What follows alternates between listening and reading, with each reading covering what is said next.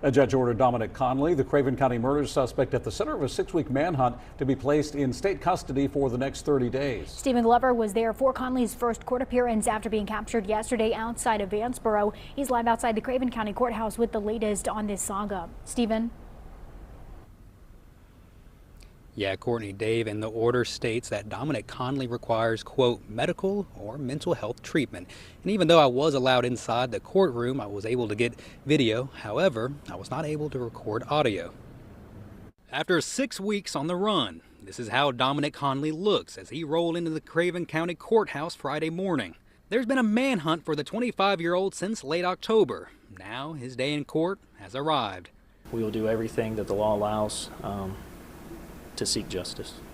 The search for Connelly began after his grandmother, Patricia Lepido, was found murdered at her home, which was also set on fire. Days later, Connelly allegedly stabbed a deputy in the leg after struggling at a Vanceboro fast food restaurant.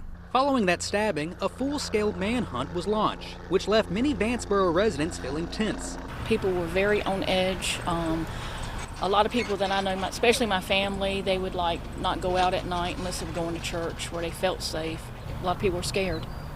The manhunt came to a close Thursday morning when law enforcement captured Connelly after finding him inside an abandoned building just north of Vanceboro. Ann Woolard says the news of his arrest gave her a sense of relief is the biggest word I can find right now.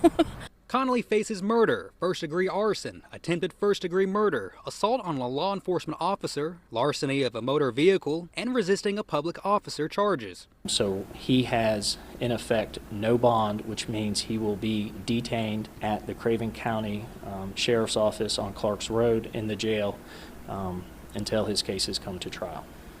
For the most serious offense, the first-degree murder charge, the judge says the maximum penalty Connelly could face is the death penalty or life without parole.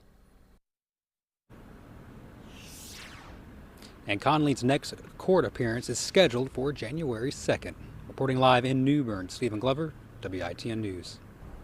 All right, thank you, Stephen. Now, Sheriff Chip Hughes says the capture yesterday was the result of hard work done by the Sheriff's Office, U.S. Marshal's Office, and the SBI, along with their canines.